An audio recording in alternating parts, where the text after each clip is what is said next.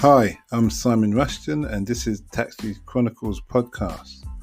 On this podcast, we spontaneously interview unsuspecting passengers with their permission, allowing them to share their intimate life stories and concerns. As our slogan states, real riders, real stories. Some riders prefer to be anonymous, while others ask me to tell their story later on. Either way, there are all genuine 5 to 10 minutes stories, so sit back and enjoy this episode. Morning. Yes, we're back with another episode. We have a lovely lady in the car. Her name is Sally, and she's been a model for some time now. She's done quite well. She bought some properties and she's moved from one place to another. And I won't go into telling her history so far. I'll let her tell the history. So nice to have you, Sally. Hi, nice to be here. Okay, so first of all, we're talking about what got you into modelling. What got me into it? I was scouted when I was 12 when I was first scouted. Really? Yeah, I was scouted quite young. That doesn't sound right. I'm sorry. Well, they start you young. No, but there's like someone's out there looking for kids.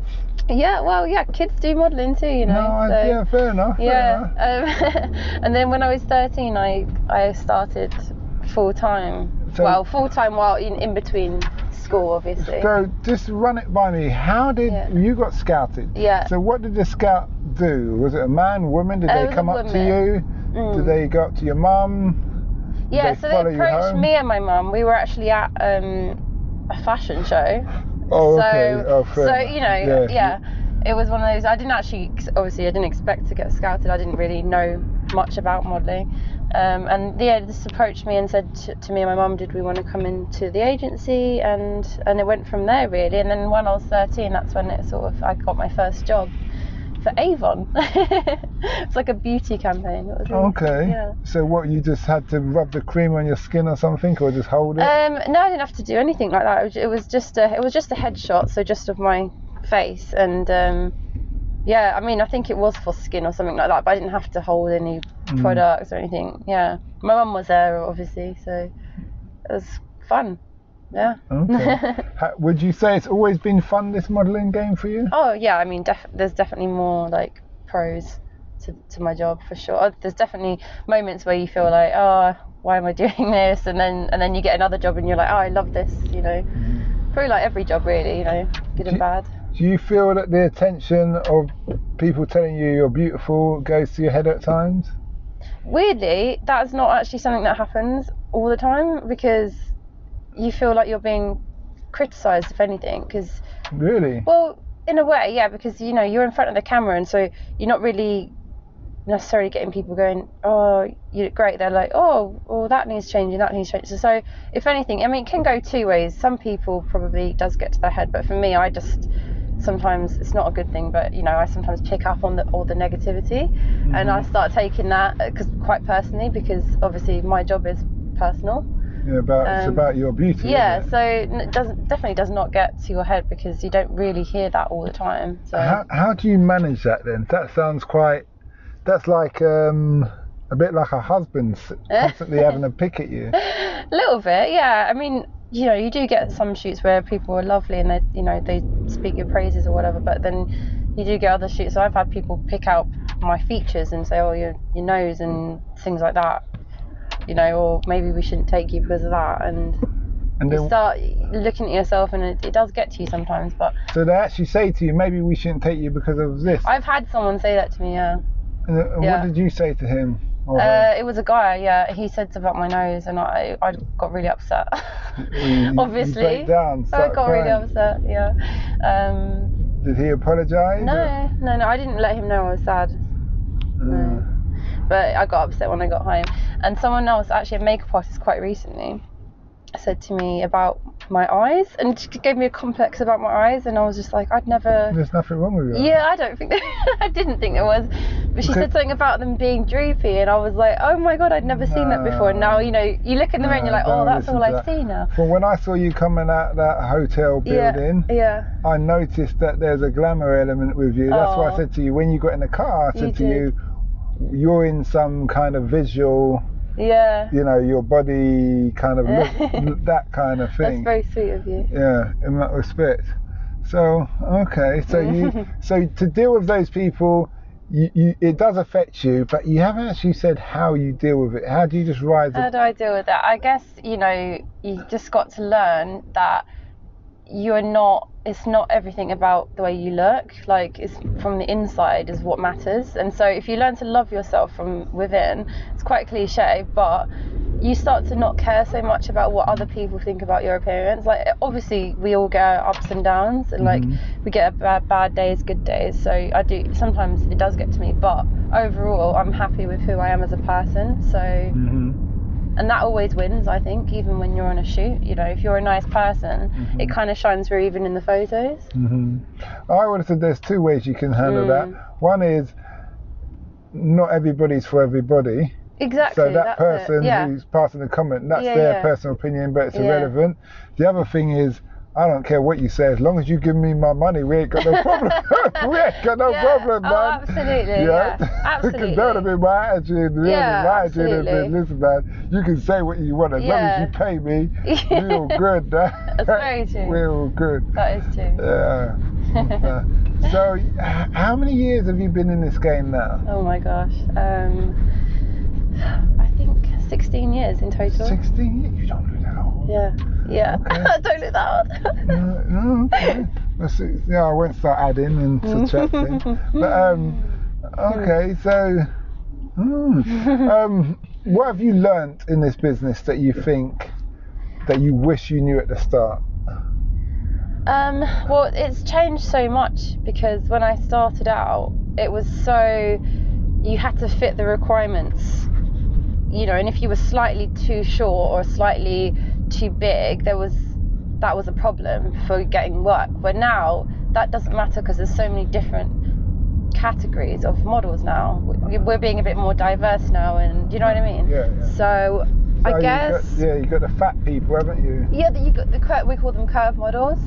Not the So wait, there's some denial in that statement. They're fat, man. They're the fat models. We call them curve models, but actually, curve models. Then. Yeah, well, or plus size, and actually, you can be a curve model from, I think, a size 12, which is really not even fat at all. That don't make sense. Yeah, that's the average model. But this is why we call them curve, because it doesn't mean you're fat. It just means you've got curves. You might just have like good boobs, or you know, a nice shaped bum, and you're not a straight model. So a straight model is more like your typical runway model sort of thing. But then I would call them the anorexic models. Yeah, well, because that's what they are. Yeah, so, I mean, some of the girls, they do definitely look unhealthy. Well, throwing up in bags and stuff. Yeah, I know. It's not I do think it's changing though. I think. Does that really go on? What? When people really kind of mistreating their bodies and that? Yeah, of course. Yeah, I mean, really? There's no way you can look like that without mistreating your body. I don't believe you can. You know, I did. You know, back in the day, I remember girls saying that they ate tissue paper to fill themselves up. Really? Yeah, So what's that? That's no nutritional value. I don't know. I've never tried it myself. Yeah, I know. It just feels. I don't know. That's what I heard anyway. But, yeah. It's mental, isn't it? She ate tissue. She's actually psychologically damaged. Yeah. That is. I know. It's actually really sad. It's so sad. Well, it's sad that she's that weak that she can't. Because that's like, you need the money that bad that you're doing it. Like someone in your family sick and you need to pay for an operation. It might not even be the money though. I think it's just something that some girls just really want. You know, they just really want to get the show or that campaign. How bad do you want it now? I don't know. I mean, it's one of those things, isn't it? I mean, I've never been one of those girls who's been starving myself. I'm luckily quite naturally slim, but I mean, I've just had the biggest brunch you've ever seen. It was amazing. What's your no-no? that you won't do for modelling that you may have been asked before? Is there no? I won't do fur. Fur? I won't shoot fur, no. Is it? But did you eat sausage and bacon today? Oh, no. Oh, you don't? I'm vegetarian. Oh, you're one of those. Yeah. Okay. One of those? No, I just love animals. I love animals. Oh, yeah, I love them too on my plate, yeah. Each to their own. I don't judge. I don't judge. But, yeah, so you won't do fur. Is there anything else that you just... I won't ever do, like, full nude either. But that's not modelling though, is it? That's something else, isn't it? If you've got no clothes on, what are you modelling? Do you know what? I'm glad you said that, because I've always said that as well.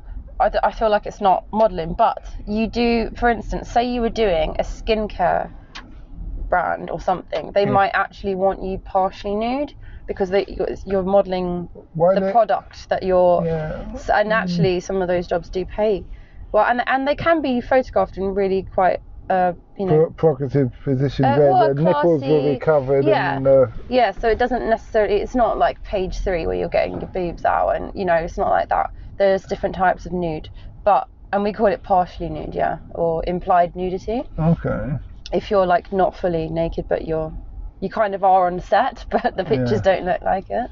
Mm-hmm. But I don't like doing that, to be honest. But it's not for you. Yeah, it's not for me. I'd rather have my clothes on. Yeah, I understand that. Is any of your family members models before, like your mum or something? My mum and dad were very good looking, and my dad actually did. He did a bit of modelling, but not as a job. Just as a hobby. He sort of just did, a little bit. 1 or 2 shoots. Yeah. So your dad, he was in the papers a bit back in the day. So your dad probably claims to your mum, it's not you she gets it from, it's me. Remember that shoot? Yeah. That genetics, all mine, baby girl, it's all mine. Yeah. Okay. Yeah, probably. So no fur, no naked. Is that it, or is there other? I can't think of any at the moment, really, because to be honest with you, we're in a time where you just want to take every job that's given to us. 2020 screwed us over, so. Yeah. But I do have my morals, and I will say no to fur, even in this 2020. Mm-hmm. Is there some companies who you just look at and think, no, I don't agree with what they do?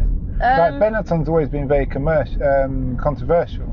What's that? Benetton, for instance, they've always been quite controversial. No, I should know what this is, but I don't. Benetton? No, I don't. They're clothing line where they always do bright colours, but their adverts would be like some maybe a starving African child wearing a t-shirt, or they're just they do certain things where that could be construed in certain ways. Yeah. That's their way of being kind of advertised in the way that you remember it. Yeah, see, I always wonder with these companies whether they like taking a risk because they want people to talk about it, don't they? That's sometimes how they get more publicity, actually.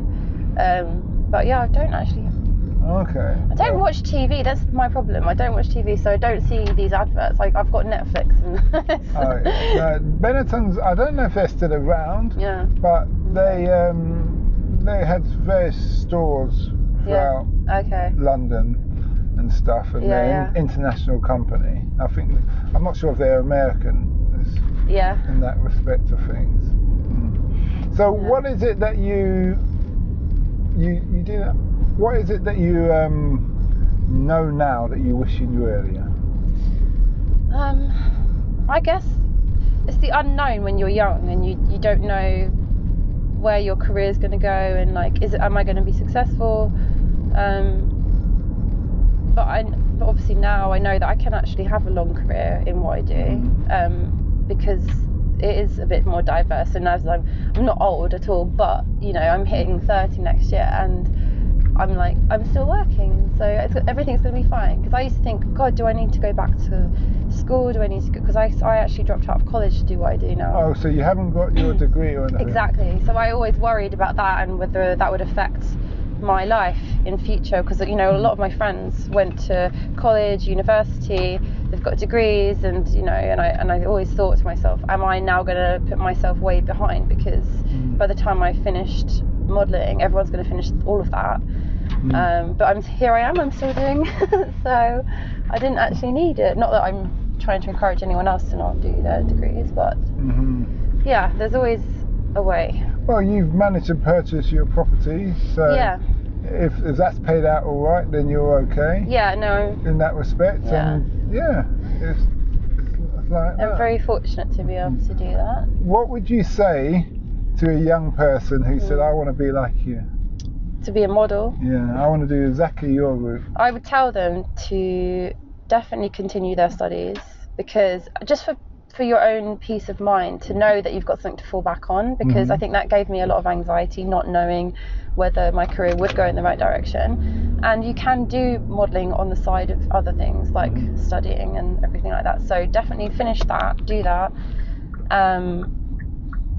and just don't take everything too much to heart, because people will say things about your appearances, and you've got to have a thick skin. I think you really just got to have a thick skin and know that you are an amazing person from within, and as long as you know that, then I think maybe give it a go.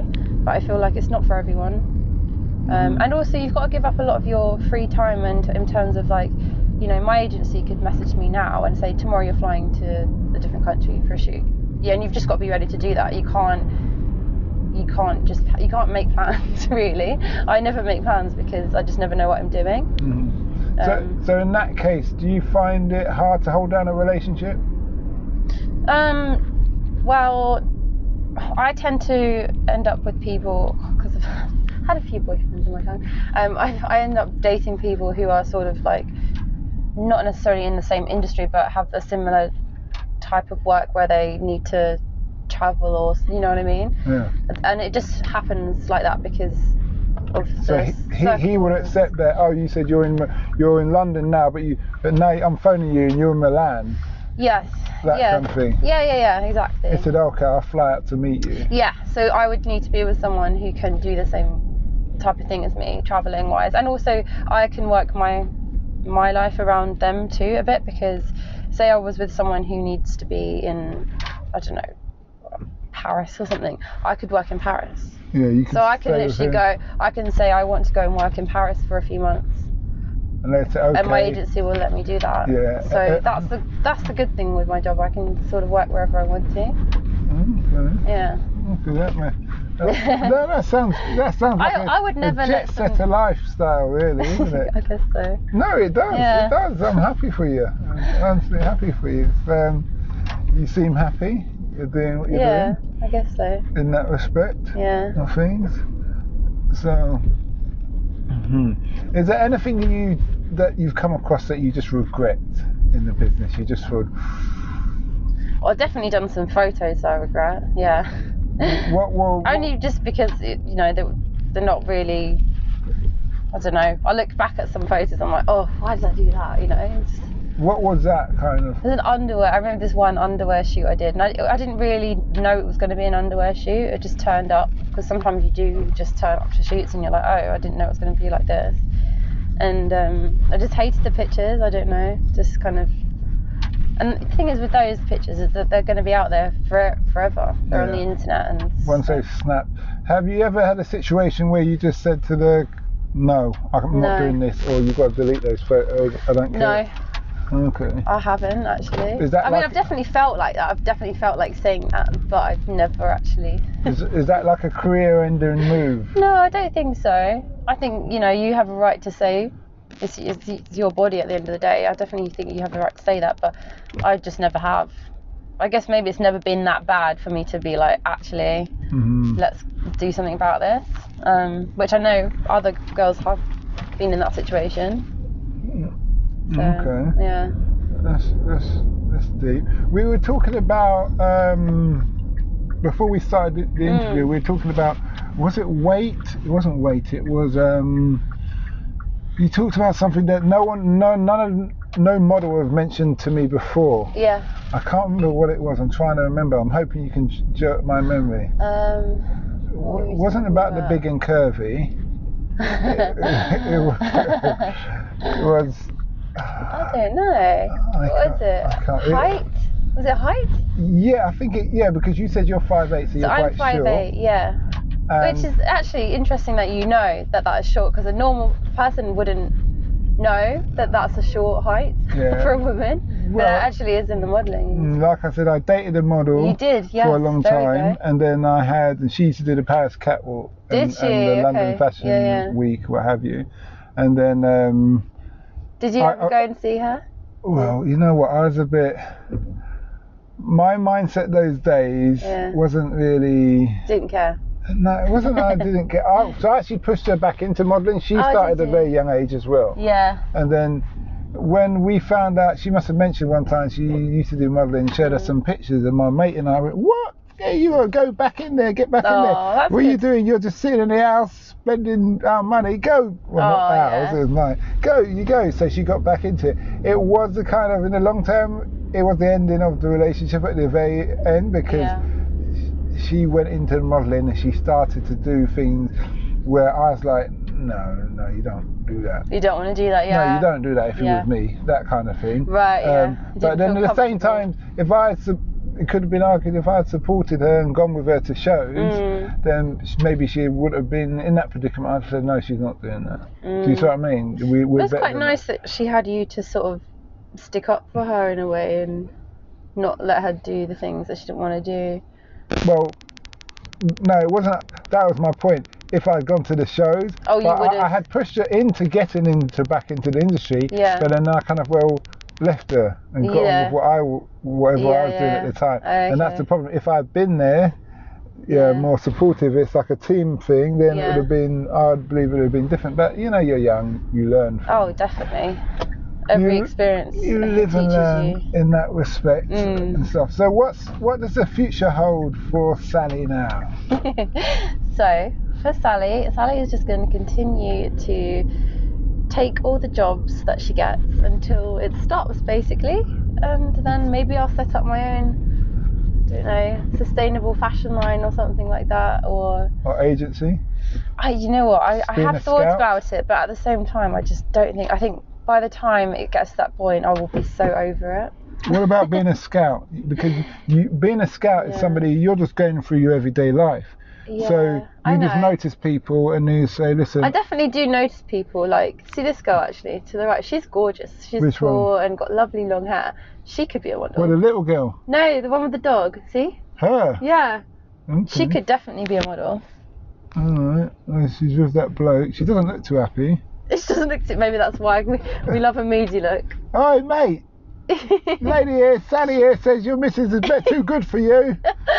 She's a 20. You're a minus 20. So gorgeous. See, I definitely could be a scout, I reckon. But I mean. Okay, yeah, because you get a commission. Yeah, you and do. Then you're done, and then you don't have to. You're not going to manage her. You've inspired me. That's an easier life. You can still be jet setting with your partner. That's very true. And stuff, and then when you see you're going different countries, and you could just be, you get in the whole inclusion thing. Yeah. Some countries people would bite your arm off for it. Other people would be like, oh. I know. Do you know, that's the thing. It's like you have to approach people and say. You've got a personality.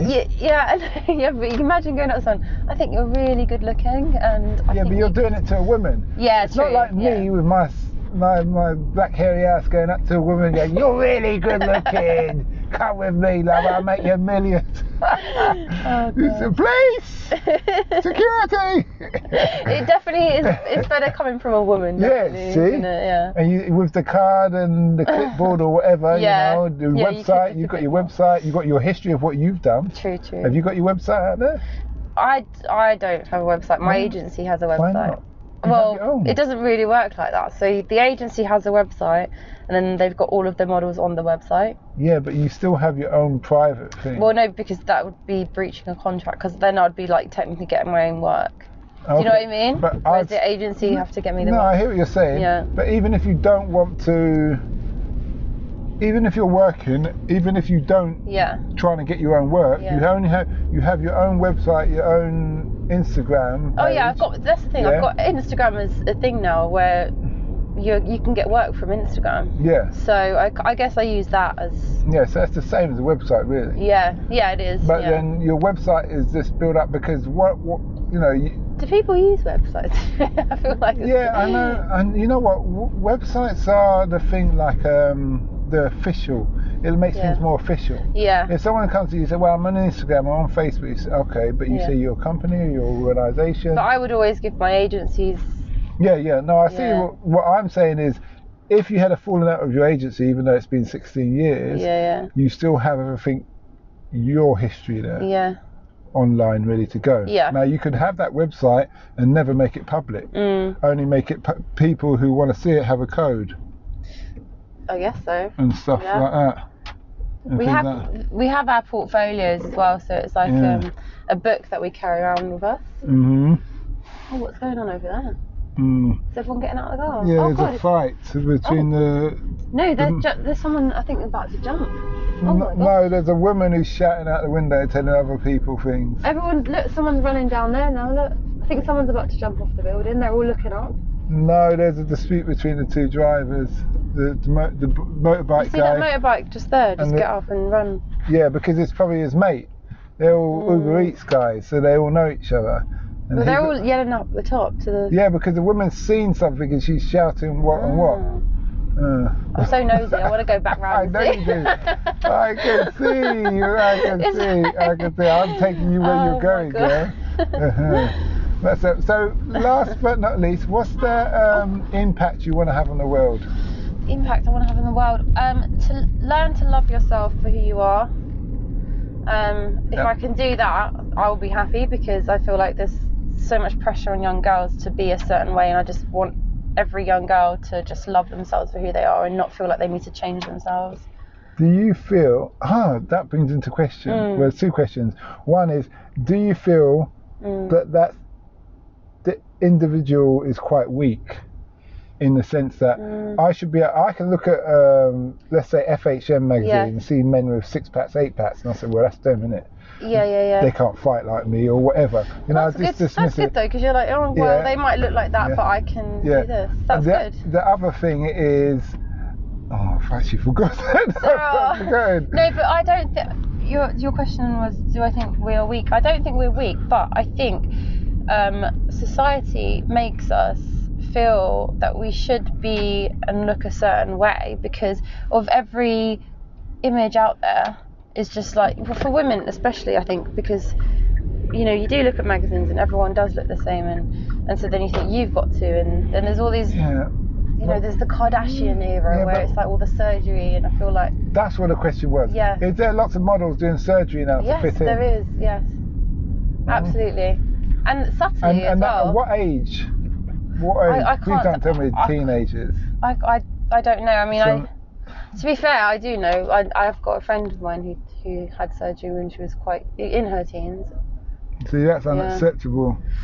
Because you haven't even fully developed. The parents should say, what? No.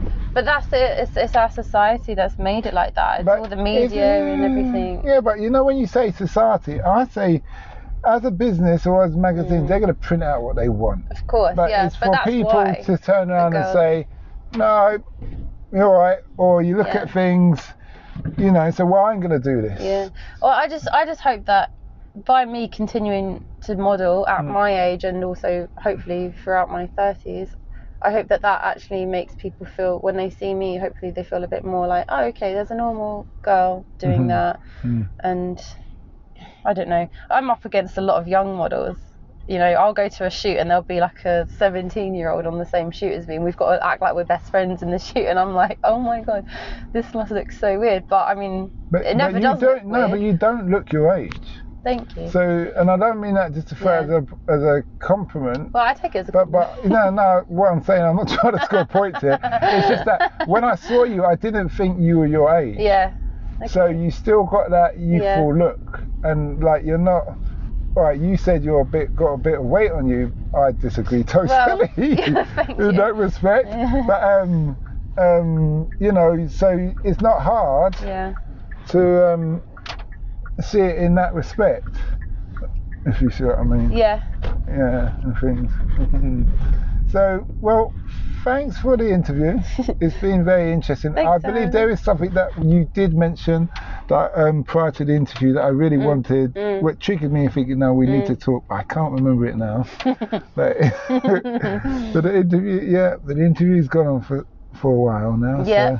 So I think we'll call it a day. All right. Well, thank you so much for having me. It's been interesting. And we wish you well in your jet tripping around the world. Yeah. Well, when COVID does one. That's so funny. But you still manage to have lots of business, though. Oh yeah, in London, it's fine. So, yeah, it's fine. Do you find that competition is getting you down, that you're getting less work?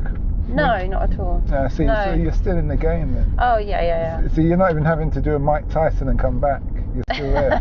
Still here. Well, I went away for like 4 months of the lockdown, obviously, and then now I'm back. I'm fighting back. You're fighting back. Okay, that's good. Yeah. Well, thanks for that. Yeah, thank you for having me. We hoped you liked that episode. Keeping in mind, we never know who we're going to interview. We post twice a day, 8 a.m. and 5 p.m. GMT. Have you ever considered the future economies to invest in? Why not listen to our sister podcast, Africa Investor Stories? Considering Africa has the fastest growing economies and population on Earth, and has done for many years, it holds 30% of the world's known natural resources. We publish twice a week, Tuesday with a guest investor, and Fridays talking about investment, politics and history, providing a clear understanding for any potential investor.